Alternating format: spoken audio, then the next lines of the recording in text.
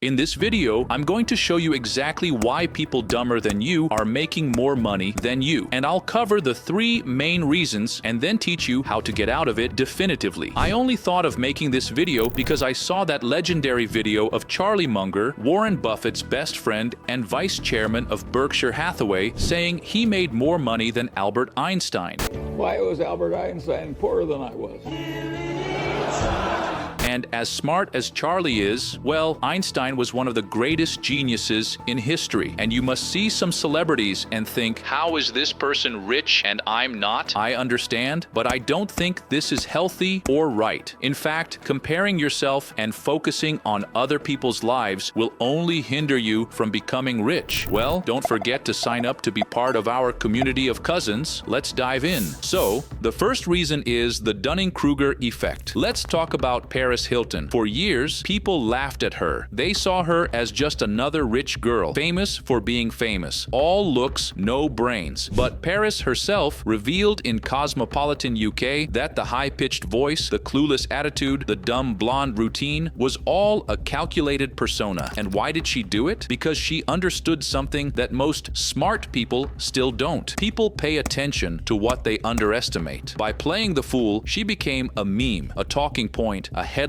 and attention turns into money. She turned a stereotype into a billion-dollar business. While the world mocked her, she was licensing products, launching brands, and building an empire. Paris Hilton has opened over 45 stores globally, launched 19 product lines, and her fragrance business alone has generated over $2.5 billion in revenue. So here's the question: was she really dumb, or were you just outplayed by someone much smarter than you thought? This brings us to the Dunning-Kruger effect. The original study, published in 1999 by David Dunning and Justin Kruger at Cornell University, found that people with lower competence in grammar, logic, and reasoning were the ones who most overestimated their abilities. For example, the bottom 25% of performers believed they were in the 62nd percentile. In reality, they were dead last, but they thought they were above average. That's the point. You probably think you know more about business than Mr. Beast, more about strategy than Paris Hilton, more about marketing than Kim Kardashian. But what if you're the one who's delusional? While you're on Twitter mocking famous people who got lucky, they're closing 8-figure deals, acquiring companies, building brands, and turning attention into long-term wealth. And the worst part, they make it look easy, which only reinforces your illusion that they're lucky idiots. But it's not luck, it's strategy, positioning, long-term thinking, and maybe your so-called intelligence is just keeping you stuck in a loop of overanalysis, judgment, and inaction. Because at the end of the day, real intelligence is knowing how to play the game. Well, the second reason is wrong understanding of risk. Most people don't know this, but in behavioral finance, there's a phenomenon called risk perception asymmetry. It means people don't act based on actual risk. They act based on how risky something feels. And that feeling is often wrong. A 2011 study in the Journal of Economic Psychology found that people with low financial literacy but high confidence are significantly more likely to invest in stocks, crypto, or start businesses, while those with high financial literacy but low confidence tend to stay in conservative positions even when they know how to do better. In other words, the less you know, the more confident you feel. The more you know, the more cautious you become. And here's the trap: caution doesn't protect you from risk. It often exposes you to a different one: inaction. Because in today's world, speed beats precision. Not always, but often enough to make a difference. But wait, I'm not saying to you, go and jump from a cliff. Why? Let me tell you a personal story. I bought Bitcoin in 2011. It was cheap, practically a joke. I saw the potential, but I also saw the risk. I thought about volatility, regulation, lack of use cases. So I sold it. If I were more naive, if I didn't know anything, I might have just held on. And today, I'd be a multi-millionaire from that trade alone. But here's the twist: I'm a multi-millionaire anyway, not because I chased every hype cycle, but because I learned how to take calculated risks consistently, not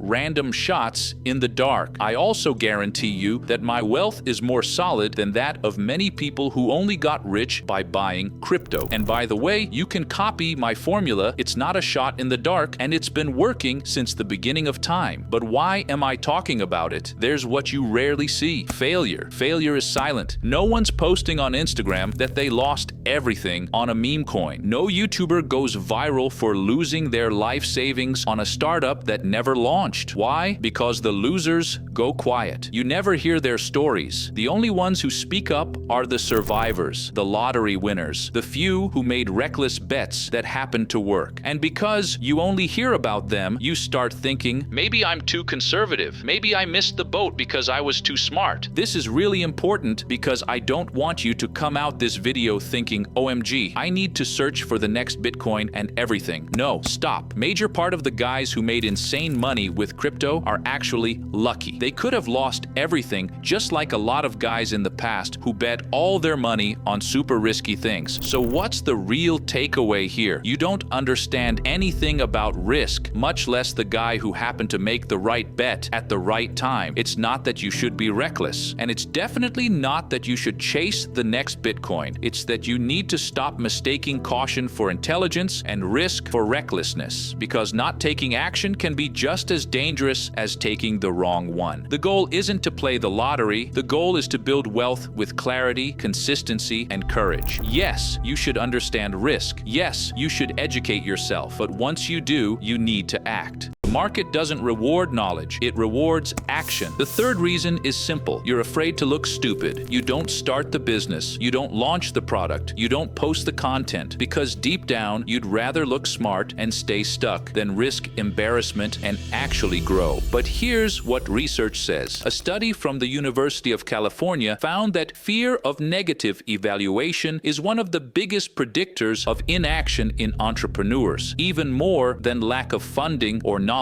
Translation: most people fail not because they don't know what to do, but because they're scared of looking wrong in public. And yet, looking stupid temporarily is often the price of real success. Jeff Bezos, Elon Musk, even Mr. Beast all looked like jokes before they looked like geniuses. If you're not willing to look dumb for a little while, you'll never look smart in the long run. So ask yourself, are you optimizing for status or results? Because one of them gets applause, the other builds wealth. Now, how do you get rid of it? How to be more confident and start making money instead of just using your intelligence to play Mario Kart really well, getting straight to the point. If one of the problems is your distorted perception of risk, then you have to learn how to deal with risk the right way. And to do that, you need to stop feeling risk and start measuring it. Most people think risk is about how much something moves, if the price goes up or down, if it's volatile, if it feels scary. That's wrong. Real risk is the probability of permanent loss, not short-term pain. Let's be clear. If you invest $10,000 into a diversified ETF like the S&P 500 and it drops 30%, you lost $3,000 on paper. But the historical probability of full recovery over 10 years is basically 100%. That's not real risk. That's just waiting. Now, if you put the same $10,000 into a friend's idea with no legal contract, no business plan, and no control, the odds of permanent loss shoot up. That's risk. Same amount of money, completely different outcomes. And most people don't know how to tell the difference. The same thing applies to business. People say starting a business is risky, but data from the U.S. Bureau of Labor Statistics shows that 65% of businesses survive at least 2 years and 50% make it to year 5. So when people say half fail, the second level way to see it is half succeed. If you launch a business that costs $20,000